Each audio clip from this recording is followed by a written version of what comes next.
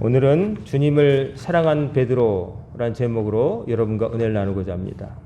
지난주에는 주님을 버린 베드로였는데 오늘의 제목은 주님을 사랑한 베드로. 베드로라는 사람에 대해서 조금 우리가 신상을 좀 살펴보겠습니다. 그는 벳세다, 어부의 집이라고 하는 뜻을 가진 곳 출신이고요. 그는 성경에 이르기를 평범한 사람, 그가 나중에 유대인들의 사내들인 공회에 끌려갔을 때 학문 없는 범인이라는 말을 듣습니다. 즉 뭐냐면 특별한 교육을 받지 않은 평범한 사람이라. 즉 랍비들이 듣는 율법 교육을 받지 않고 그냥 평범한 유대인, 보통 유대인, 정말 어디 가서도 만날 수 있는 유대인이었다 하는 것이죠. 그리고 그의 이름은 원래 시므온, 히브리식으로는 시므온, 하나님께서 들으셨다.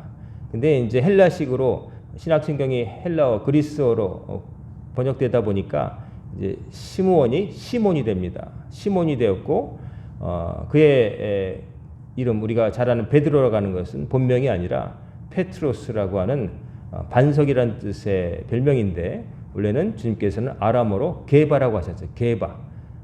그의 동생 안드레가 형을 예수님께 데리고 갔을 때 한눈에 그의 심성을 깨뜨려 보시고 너는 게바라 하리라 이렇게 예수님께서 붙여주신 별명이었습니다. 근데 그 게바란 이름이 이제 헬라식으로 페트로스라고 하면서 이제 선교 다닐 때의 별명으로 피터, 영어의 피터, 베드로라는 이름으로 알려지게 된 것이죠. 이 베드로가 하는 사람은 성경에 보면 항상 제자들의 이름 가운데 제일 먼저 나옵니다. 그 제일 먼저 기록됐다고 해서 우리가 수제자라고 하죠. 수제자. 제자들이 다 있지만 그 중에서 으뜸 가는 제자라고 하는 것이죠.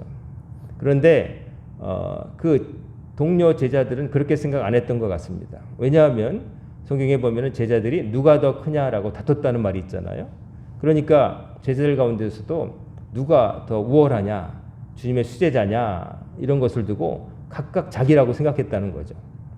그래서 그렇지만 그럼에도 불구하고 항상 예수님은 베드로와 또 때로는 그 세베대의 아들 야고보와 요한 이 사람들은 세 명은 특별히 기도하러 갔을 때 당신의 가장 근접까지 거리까지 데리고 가신 그런 제자였습니다. 베드로 수제자. 근데 이 베드로라고 하는 이 사람이 왜 수제자일까? 보면은 여러 가지 인간적인 약점이 있는 사람이었습니다. 성경에 나타난 베드로를 보면은 말이 좀 앞서요. 자신감이 충만하죠. 자신감이 있다는 게 좋을 수도 있지만 때로는 책임지지 못할 말을 확 해버리는 거죠. 지난 시간에 살펴본 것처럼 너희들이 다 나를 버리리라 예수님께서 제자들의 그 배신에 대해서 말씀하셨을 때 베드로가 뭐라고 했습니까? 다른 사람이 다 주를 버릴지라도 저는 버리지 않겠나이다. 이런 말 했었죠. 다른 사람은 다 버려도 나는 다르다라고 얘기했는데 달랐습니까? 다르지 않았죠. 나중에 다 예수님 끌려가실 때 그도 예수님을 지키지 못했습니다. 그래서 예수님 끌려가시는 걸 먼 발치에서 따라가면서 쫓아갔다가 그 대제사장의 안드레까지 갔다가 그 여종이 당신 예수와 한패 아니야? 예수의 제자 아니야? 그랬을 때 화짝 놀라면서 아니라 또 너 갈릴 사람 아니냐? 아니라 막 이러면서 그러다 나중엔 저주까지 하면서 나 그 사람 예수라는 사람 모른다 3번이나 부인을 했죠. 그때 닭이 이제 웁니다. 그래서 주님께서 하신 말씀이 생각났던 거죠. 네가 닭이 2번 울기 전에 나를 3번 부인하리라. 그 말씀이 생각나서 베드로가 밖에 나가서 통곡하였다. 우리가 그걸 봤죠. 자, 그런데 그 베드로가 그런 모습으로 남은 것이 아니라 바뀐 것이죠. 어떤 사람으로 바뀌었느냐? 예수님의 제자답게 정말 제자다운 삶을 끝까지 산 사람이 되었고 교회를 이끄는 사람이 되었던 것이죠. 완벽한 사람은 분명히 아니었습니다. 성격이 급해요. 성경에 보면은 겟세마네 동산에서 예수님 붙잡히실 때에 대제사장이 보낸 종 중에 말고라는 사람이 있었는데 그 사람의 귀를 잡고 칼로 내리쳐서 그 사람의 귀를 잘라버린 사람이 요한복음엔 베드로라고 돼 있어요. 딴 복음서에서는 베드로의 체면을 생각한 것인지 어쨌든 이름이 안 밝혀져 있는데 요한복음에는 베드로가 잘랐다라는 것이 기록돼 있어요. 그러면 칼을 들고 남의 귀를 잘랐다. 평소에 칼을 들고 다녔다는 것이죠. 그리고 검이 두 자루 있나이다 말한 것으로 볼 때 베드로와 또 나머지 한 성격하는 다른 제자가 칼을 가지고 평소에 다녔다는 걸 알 수가 있죠. 그래서 뭐 빵을 자를 때 썼을 수도 있고 기타 다른 용도로 쓸 수 있겠지만 다른 제자들은 안 갖고 있었는데 이 두 제자만 베드로와 아마도 셀로 땅이었었던 시몬이라고 하는 또 다른 이름은 같은 그러나 동명이인 다른 제자가 칼을 갖고 다녔을 것이다. 칼을 갖고 사람을 달려들어서 귀를 자른다는 게 여러분 아무나 할 수 있는 일이 아닙니다. 여러분 닭 한 마리도 여기 잡을 수 있는 분이 없을걸요, 별로. 제가 그 중학교 때 교회에서 수련회를 갔는데 닭 요리를 해준다고 해서 닭을 가져가긴 했는데 산 닭을 가져왔어요. 그래가지고 가신 분들이 닭을 못 잡아가지고 결국 그 용감한 권사님 한 분이 닭을 어떻게 잡아 오셨는데 그래서 닭을 먹긴 했는데 닭 잡을 수 있는 사람이 없는 거예요. 덩치가 큰 뭐 권사님 장로님들도 닭을 못 잡는 거예요. 그냥 닭이 푸드덕하니까 이그 하고 다 도망가더라고요. 그러니까 닭 하나 잡는 것도 어려운데 사람에게 달려들어서 칼로 귀를 잘라버린다. 이게 보통 사람 아닌 거예요. 그래서 우리가 베드로라고 하는 이분의 얼굴을 모르고 구체적으로 뭐 아는 게 완벽하진 않지만 그래도 우리가 짐작할 수 있는 거는 좀 다혈질이었겠다. 좀 확 말도 좀 빨리 하고 다혈질이었겠다라고 짐작이 됩니다. 이런 인간적인 약점이 있었죠. 말도 다른 사람은 몰라도 저는 안 그러겠습니다 얘기하고 금세 그렇지 못한 모습을 보여주는 약한 모습. 이런 인간적인 흠결이 있는 사람인데 그러나 예수님은 그를 항상 수제자로 대하셨어요. 다른 제자들은 그냥 니나 내나 비슷하지 뭐 이렇게 생각했는지 모르지만 베드로는 예수님이 각별하게 대하신 제자였습니다. 그래서 베드로를 이 가톨릭에서는 일대 교황이라고 말하죠. 그렇게 말하는 것은 예수님께서 그의 믿음을 보시고 그 위에 반석 위에 내 교회를 짓겠다 하신 말씀, 그 말씀을 근거로 해서 교회가 베드로 위에 지어졌다. 그래서 베드로가 교회의 최고 수장 1번 교황이라고 말하는데 우리 개신교에서는 베드로라고 하는 인물 위에 교회를 세우신다는 게 아니라 베드로가 했던 그 믿음, 고백, 베드로가 가졌던 완벽한 고백, 주님이 살아계신 하나님의 아들이시고 그리스도라고 하는 그 고백 위에 그 신앙 위에 교회를 세우겠다 하는 말로 우리는 해석을 하죠. 그래서 베드로라고 하는 인물을 높이지는 않지만 그러나 우리가 성경을 볼 때 베드로라고 하는 분은 분명히 정말 위대한 믿음을 가진 사람이었고 예수님의 제자답게 살다 또 순교까지 한 분이었습니다. 교회 밖의 전승으로는 베드로의 최후에 대해서 이렇게 전합니다. 로마에까지 복음을 전하다가 네로 황제 때 노년에 붙잡혀가지고 십자가에 거꾸로 매달려 순교했다라고 이제 전해지고 있죠.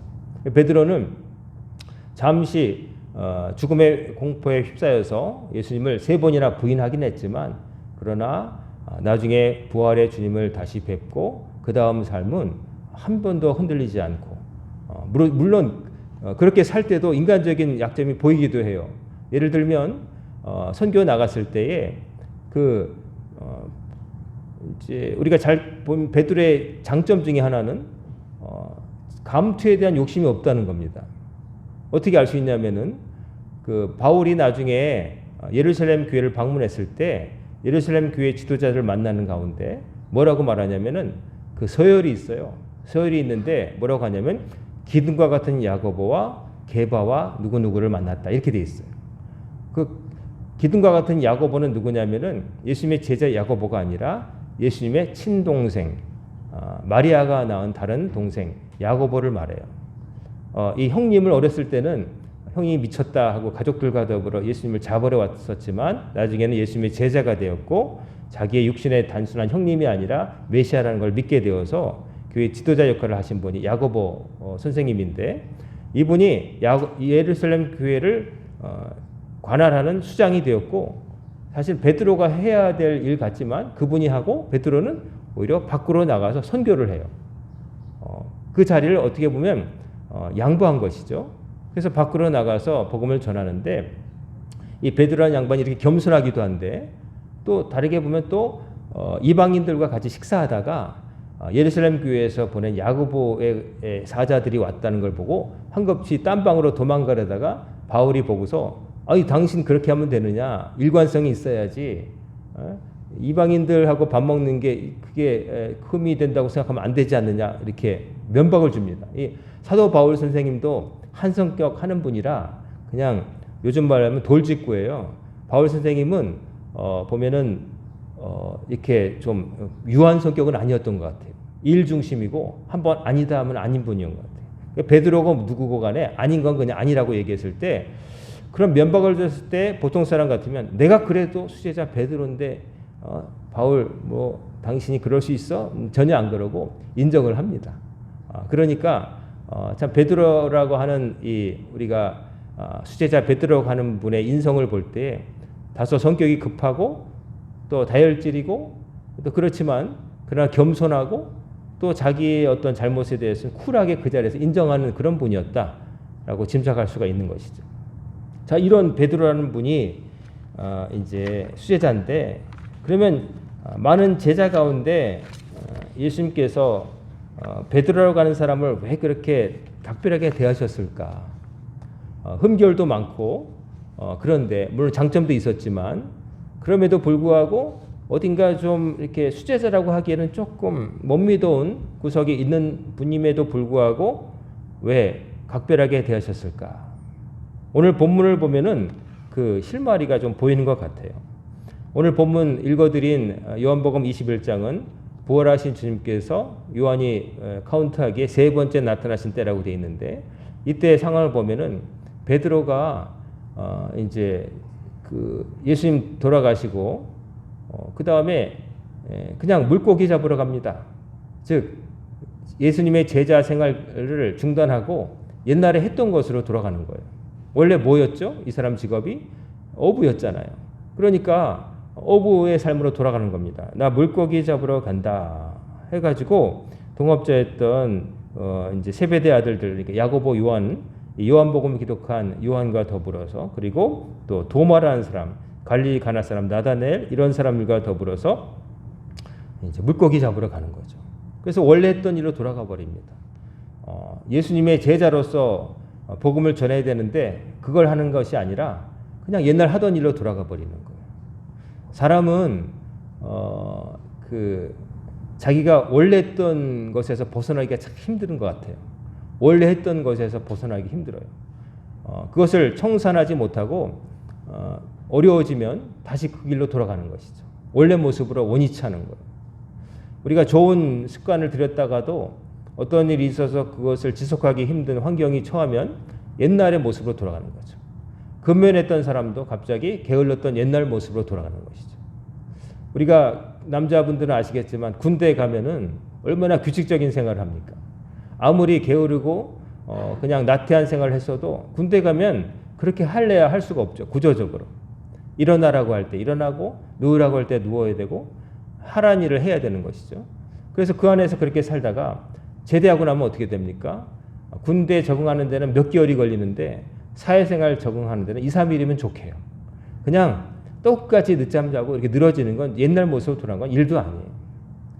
군대에 있을 때 집에 편지 쓰라고 하잖아요. 그러면 편지를 써요. 편지를 쓰면 막 다 감동적인 내용을 하죠. 어머니, 제가 집에 있을 때는 너무 게을렀고 어머니에게 뭐 다 그랬는데 이제 제대하면 양말은 제가 빨고 뭐 근면하게 살겠다고 그러다가 이제 제대하고 나면은 그냥 옛날로 돌아가는 거죠. 양말 휙 던져버리는 거죠. 옛날로 똑같이 돌아갑니다. 늦잠 자고 똑같아집니다. 자, 베드로와 그 제자들이 예수님을 십자가에서 돌아가신 걸 봤고 또 부활의 주님을 또 뵙는 체험이 있었지만 그러나 그럼에도 불구하고 아직 완벽하지 못했어요. 자기들의 진짜 할 일이 무엇인지에 대해서 깨닫지를 못하는 거죠. 방황하는 것이죠. 예수님이 늘 보이는 곳에 계시고 말씀을 들을 수 있고 동고동락할 때가 아니니까 급격하게 흔들린 것 같아요. 그래서 물고기 잡는데 그 물고기 잡는 현장에 부활하신 주님께서 나타나셨는데 제자들이 그분임을 잘 알지를 못하죠. 어둑할 때 날이 새어갈 때니까 아직 햇빛이 확실하게 있지 않을 때니까 주님이라고 꿈도 못 꾸는데 예수님께서 모른 척하고 얘들아 너희에게 고기가 있느냐라고 물으셨다는 거예요. 고기가 있느냐? 그랬더니 제자들이 없나이다. 이제 지금 누군지도 모르는 상태에서 왠지 모를 위압감에 그냥 없습니다 라고 대답을 했습니다. 그랬더니 그물을 오른편에 던져라 그러면 잡으리라 하시니까 그 말에 따랐다는 거죠. 그리고 오른편에 정말 던졌는데 물고기가 너무나 많이 잡혀가지고 그물이 찢어질 정도가 되었다. 그래가지고 이제 나중에 보지만 그게 153마리였다고 그렇게 돼 있죠. 나중에 다 카운트를 해봤나 봐요. 153마리. 제가 재작년에 성지순례 가서 갈릴리 호수에서 잡힌 물고기 요리를 먹어봤는데요. 그 물고기가 이제 베드로 물고기라고 불려진답니다. 근데 그 갈릴리 호수변에 그런 식당들이 많은데 하도 순례자들이 많으니까 대규모 식당들이 있어요. 들어가면 마치 중국 식당, 중국 대륙에 있는 그 식당처럼 아주 테이블이 많고요. 다 그거 먹으러 온 거예요. 먹어봤는데 솔직히 맛은 별로 없습니다. 제가 외국에 갈 때마다 생선 요리를 별로 안 좋아하는 것은 우리나라는 생선 요리를 할 때 그 생선 살까지 다 그 양념이 배게끔 조리잖아요. 근데 외국은 주로 생선은 생선대로 튀기거나 삶은 다음에 소스를 그냥 끼얹는 거예요. 생선살 맛 따로, 소스 맛 따로. 물론 어떻게 보면 재료 본연의 맛을 느낄 수 있다는 점에서는 그게 좋을지도 모르겠지만 이 요리가 좀 시원찮으면 비린내가 나거나 맹숭맹숭하거든요. 역시나 그랬습니다. 고기는 고기대로 튀겨져 나왔고 소스라고 이제 있는데 입에 맞지 않더라고요. 어쨌든 그 물고기가 거기서 많이 나는데 그 물고기를 그 전통적으로 잡으면서 살았다는 거죠. 그 물고기 잡았는데 153마리다. 근데 여기 보면은 7절에 보면 예수께서 사랑하시는 그 제자가 베드로에게 이르되 주님이시라 하는 거죠. 예수께서 사랑하시는 그 제자는 누구냐면은 이 요한복음을 기록한 요한 자신입니다. 자기 이름을 요한이라고 밝히지 않고 예수께서 사랑하시는 그 제자라고 완곡하게 자기를 표현하는데 요한이 제일 제자 가운데 나이가 어렸다고 그래요. 그러니까 아마 시력도 좋았겠죠. 그러니까 물고기 잡고 있는 물속 예수님은 저 무태에 계신데 제일 먼저 딱 바라보고 아직 해가 완전히 밝지 않은 때에 예수님을 알아보고 주님이시다라고 소리쳤다는 거예요. 자, 그때 이제 그 다음에 일어난 반응을 보는 거예요. 보면 시몬 베드로가 벗고 있다가 이제 벗고 있었다는 건 완전 나체라는 거 아니고 물고기를 잡아야 되니까 어차피 옷을 젖고 옷이 젖고 또 이렇게 그물을 당기고 하려면은 긴 옷이 고추장스럽겠죠. 그러니까 아주 기본적으로 치부만 가리고 남자들끼리 있으니까 그런 정도였을 거예요. 근데 주님이시라 그러니까 급히 벗고 있다가 겉옷을 두른 후에 몸을 가린 다음에 그 다음에 어떻게 해요? 바다로 뛰어내리더라. 이제 아주 그냥 바다로 풍덩하고 점프를 타이밍을 해버린 거예요. 근데 다른 제자들은 어떻습니까? 8절에 보면 다른 제자들은 육지에서 거리가 불과 한 50칸쯤 되므로 작은 배를 타고 물고기 든 그물을 끌고 와서 자 주님은 주님이시고 물고기는 물고기라는 거예요. 애써 잡은 153마리 그 물고기 주님이시긴 하지만 일단 이거는 끌어다 놓고 보자는 거죠. 태도가 다르죠. 베드로는 겉옷 두르고 점프. 다른 제자들은 주님이신데 이거는 챙겨야지 그러면서 했다는 거죠. 여기서 베드로와 다른 제자들이 어떻게 다른가가 여기서 나타나요. 베드로는 장점이자 단점이 뭐냐면 생각난 대로 즉시 멈추지 않고 이게 섣부르게 좀 그렇게 보일 수도 있지만 그러나 이 베드로라는 분은 그냥 본대로 믿은 대로 중간에 어떤 필터 없이 그냥 그대로 솔직 담백 그런 분이었던 거예요. 그리고 주님이시라 그러니까 그냥 겉옷 들고 물고기 뭐고 관심 없는 거예요. 뛰어내리는 거예요. 이 모습을 주님도 보셨을 거 아니에요. 그렇죠? 우리가 여기서 볼 때 베드로라는 분, 여러분이 여러 제자를 가르치는 선생이라고 할 때에 여러분을 보고 선생님이다 하고 하던 거 뭐 공부하던 걸 내려놓고 달려오는 제자가 이쁘겠습니까? 아니면 그래 선생님 오셨고 이거는 챙기고 주섬주섬 다 이렇게 챙겨가지고 천천히 나오는 제자가 예쁘겠습니까? 아 너희들은 참 침착하구나. 이렇게 생각하시겠어요? 아니면 달려 나오는 제자가 이쁘겠어요? 자식들도 마찬가지죠. 아버지다, 어머니다 라고 했을 때 그냥 뛰어나오는 새끼가 이쁘겠어요? 아니면 어머니 오셨어요? 하면서 뭐 이렇게 일을 주섬주섬 이러면서 나오는 새끼가 이쁘겠어요? 답은 뻔하죠. 베드로라고 하는 이 사도가 예수님을 대하는 방식, 예수님을 대하는 방식 속에 그가 왜 수제자인가가 나타나는 거죠.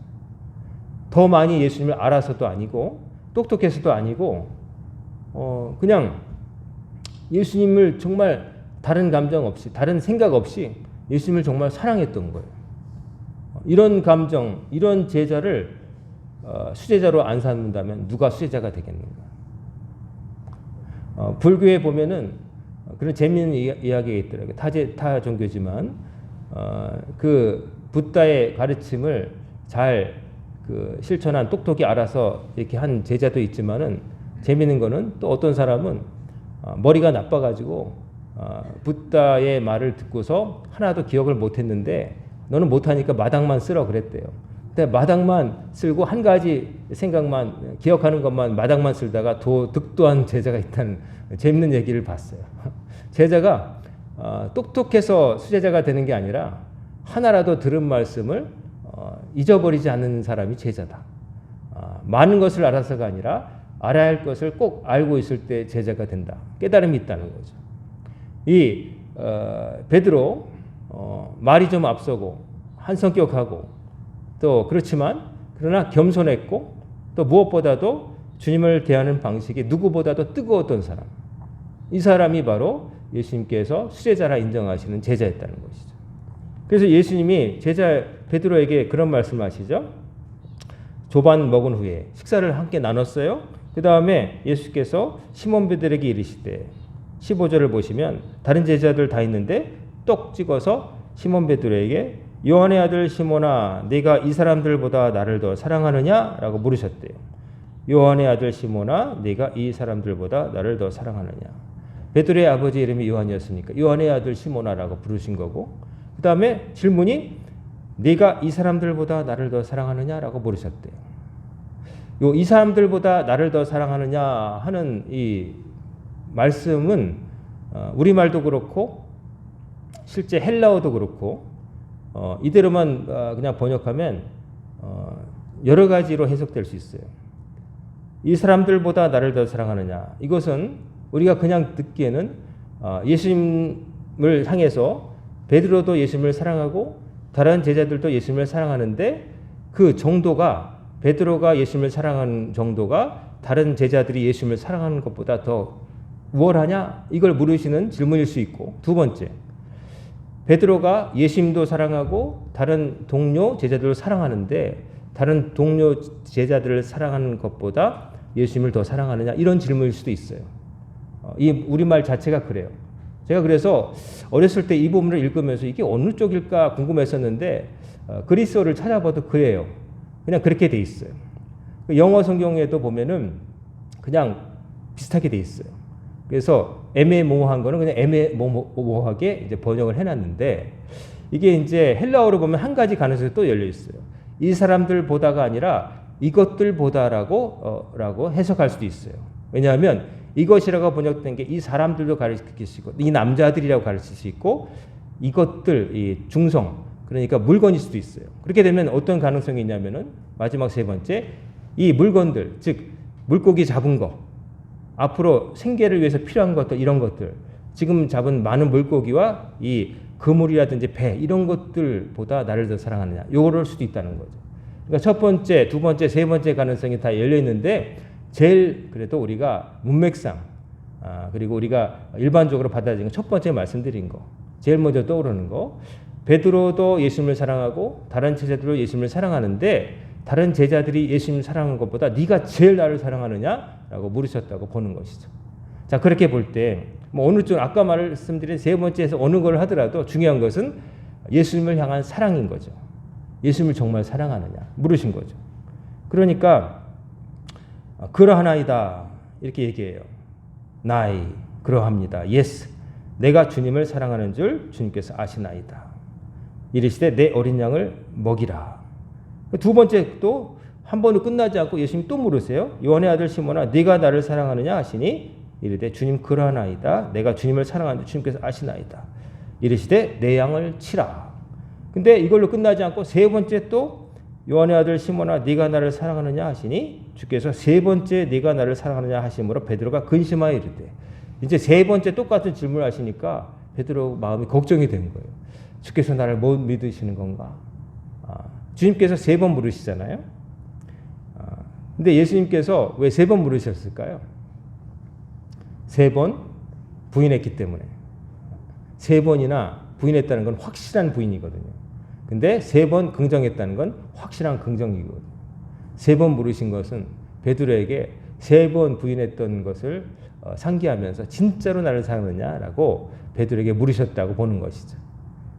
그러면서 말씀하시기를 이제 주님께서 아시나이다. 예수께서 내 양을 먹이라. 그래서 다 주님을 사랑하느냐에 대한 대답 예로 나왔을 때 그러면 네가 나를 정말 사랑한다면 내 양을 먹이라, 치라, 그리고 먹이라 이 말씀하시는 거예요. 그러니까 네가 나를 사랑한다면 이제부터 네가 할 일은 뭐냐? 물고기 잡는 게 아니라 너를 처음 만났을 때 한 것처럼 사람을 낚는 어부가 되리라. 즉 주님을 만나지 못한 사람들에게 복음을 전해서 그들도 하나님을 알게 하고 예수의 제자가 되어 구원받게 하라. 네가 이 일을 위해서 부름받았다. 처음 부르셨을 때 하신 말씀을 의미를 상기시켜 주시는 것이죠. 다시 처음으로 돌아가신 거죠. 처음에 했던 말 나 똑같이 한다. 네가 이렇게 살게 될 것이다. 그러면서 나중에 베드로가 어떻게 순교당할지도 말씀하셨다는 거죠. 네가 젊어서는 스스로 허리띠를 띠고 원하는 곳으로 마음 다녔겠지만 나중에는 네 팔을 벌리리니 늙어서는 남이 너를 띄우고 원하지 않는 곳으로 데려가리라. 체포당하고 고문받고 나중에 순교당할 것이다. 복음을 위해서. 그렇게 말씀하셨다는 거죠. 그 말씀을 다 하신 다음에 베드로에게 마지막 하신 말씀이 나를 따르라 라고 하셨다는 거죠. 나를 따르라. 내 뒤를 따라오라. 주님을 따라가면 뭐가 있을까요? 십자가가 있는 것이죠. 그러나 십자가 지는 것을 두려워하지 말고 나를 따르라. 이 악한 세상이 나를 십자가로 내몰지만 너도 그렇게 만들 거다. 하지만 너는 나를 따라와야 된다. 그렇게 함으로써 이 복음이 세상에 전해질 때까지 너는 그 일을 감당하도록 부름을 받은 것이다 라고 말씀하셨다는 것이죠. 자, 베드로는 한때 예수님을 따라 나서기도 했고 또 한때 죽음의 공포 앞에서 떨려서 예수님을 세 번이나 모른다고 했었고 그러나 다시 부활의 주님을 만나서 세 번 질문 들었을 때 네가 나를 사랑하느냐 했을 때 다 그러하외다. 그러합니다. 주께서 아십니다. 그리고 주님께로부터 소명을 다시 받았어요. 양을 치고 먹이고 또 나를 따르라. 이 말씀을 듣고 그 말씀을 끝까지 따라 행한 사람이 바로 베드로였습니다. 이런 베드로, 주님이시다 하는 말을 듣고 앞뒤 안 가리고 겉옷을 두르고 물속으로 뛰어들었던 그 제자 베드로. 우리가 실제로 보지 못했지만 얼마나 그 멋진 모습입니까? 우리에게도 그런 주님을 향한 사랑이 늘 충만하기를 주의 이름으로 축원합니다. 그런 제자가 제자라는 거죠. 주님께서 시키신 일이다 하면 죽으라 해도 할 수 있는 그런 마음. 그런 마음으로 베드로는 살았던 거고 그게 제자였던 거죠. 참 제자였던 것이죠. 그런 믿음을 가진 분들 덕택에 혹독한 시련이 있었지만 교회가 사라지지 아니하고 신앙이 전수되었고 오늘날 여러분과 저에게까지 신앙이 여기까지 온 것입니다. 우리는 그런 혜택을 받았으니 우리는 또 어떻게 해야 되겠어요? 우리도 그 신앙을 고스란히 우리 후손들에게 전해야 될 사명이 있는 것이죠. 양들을 치고 먹이고 주님을 따라갈 사명이 여러분과 저에게 있는 것이죠. 요즘은 주님을 따른다고 해서 십자가를 지게 하고 고문하고 그런 세상은 아니지만 그러나 그런 세상이 아니라고 우리가 그냥 생각할 게 아니라 주님을 믿고 주님 말씀대로 따를 때 때로 나에게 어려움이 있어도 눈앞에 보이는 약간의 이익이 있어도 양심을 지키며 믿음을 지키며 살아가는 것. 나의 유익함이 아니라 다른 사람의 유익을 구하면서 하나님을 만나게 해주고 하나님을 알지 못하고 외롭게 죄 가운데 의지할 데 없이 살아가는 사람들에게 하나님이 함께 계시다 하는 것을 알려주는 것. 그리고 가장 위태할 때 우리 곁을 지키실 분이 하나님밖에 없다는 것. 이걸 알려주는 것이 여러분과 저에게 주어진 사명인 줄로 믿습니다. 우리 교회가 있는 것도 마찬가지고요. 우리끼리 행복하게 살자고 모인 공동체가 아닙니다. 주께서 불러주신 일을 맡기시려고 여러분과 저를 많은 교회 가운데 광연재단에 불러주신 겁니다. 이곳에서 신앙생활하면서 여러분과 제가 할 일은 주의 말씀을 잊지 않으려고 날마다 반복하고 그 말씀을 듣고 행하고 그 말씀을 행함으로 우리들이 변화되고 우리들이 변하고 그뿐만 아니라 우리들이 사랑하는 사람들도 하나님의 백성이 되게 하고 더 나아가서 모르는 사람들까지도 예수 믿고 새 삶을 시작하게 해주는 것이죠. 오늘 새벽에 우리 복음서 말씀 나눴죠. 예수님께서 겟세마네 동산에서 제자들이 다 나를 보고 버리고 나 혼자 될 것이다 말씀하시면서 그러나 뭐라고 하셨어요? 마지막에는 내가 혼자 있는 것이 아니요 아버지께서 나와 함께 계시도다 그 말씀하셨죠. 여러분은 혼자가 아닙니다. 여러분 곁에 하나님을 모시고 사시기를 주의 이름으로 축원합니다. 여러분을 지키실 분은 하나님밖에 없습니다. 물질이 나를 지켜줄까요? 아닙니다. 물질은 있다가도 없습니다. 사람이 나를 지켜줄까요? 사람이 늘 내 곁에 머물 수 있는 거 아닙니다. 나의 알량한 지식이 우리가 모르는 게 더 많습니다. 내가 안전할 거라고 믿는 보험 그게 나를 지켜주나요? 아닙니다. 일 터진 다음에 소 잃고 외양간 고치는 격이죠. 약간의 도움이 될 수 있겠지만 그게 나를 지켜주는 게 아닙니다. 바로 언제 어디든지 나를 지켜줄 것은 언제나 어디서나 나를 지켜줄 하나님을 잘 믿고 사는 거예요. 하나님께 기대해야 되는 거예요. 제가 말씀드리죠. 남에게 기대지 말고 남에게 기대하지 말고 하나님께만 기대고 하나님께만 기대하라. 다른 것을 의지하는 것은 무의미한 일입니다. 현실적으로도 지극히 어리석은 일입니다. 뭘 믿을 수 있습니까? 모든 것이 다 변하고 사라집니다. 그러나 변치 않는 것은 오직 주의 말씀밖에 없습니다. 여러분이 혼자 있어도 밤길을 사망의 음침한 골짜기 같은 곳을 지날지라도 여러분 곁에는 누가 계시느냐? 하나님이 옆에 계심을 여러분 알고 믿으시기를 간절히 소망합니다. 그리고 그것을 여러분만 아시지 마시고 다른 사람에게도 알려주시는 축복의 통로로 쓰임받으시길 바랍니다. 우리만 알기에는 너무 아까운 진리입니다. 여러분이 누군가를 사랑한다면 그 사람이 정말 잘 돼야 될 거 아니겠어요? 그 사람에게 그러면 여러분이 줄 수 있는 게 뭐가 있어요? 돈을 줘요? 뭘 줘요? 근데 그거 잠깐이잖아요. 줄 수 없을 때도 많고. 근데 그것보다 중요한 건 뭐냐면은 하나님을 믿어야 된다. 하나님이 당신을 지킨다. 가장 힘들 때 의지할 분은 하나님밖에 없다. 이것을 여러분 잘 전하심으로 오늘의 제자가 되어서 우리가 베드로 같은 그런 마음을 가지고 주님을 사랑하고 주님을 사랑하니 주께서 명하신 바를 지켜야 되는 거죠. 양을 치고 먹이고 주님을 따라가는 것. 이것을 행하시는 여러분과 제가 되기를 주님의 이름으로 축원합니다. 아멘. 기도하겠습니다.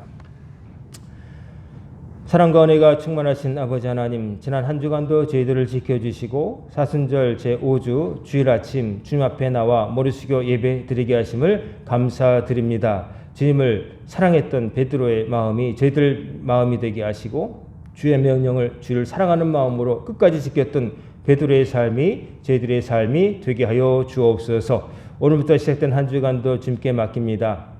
한 치 앞도 내다볼 수 없는 세상 속에서 저희들이 길 잃지 않게 하시고 저 천국을 향해서 길 잃지 않고 직진할 수 있도록 언제나 동행하여 주옵소서. 예수 그리스도의 거룩하신 이름으로 간절히 기도드리옵나이다. 아멘.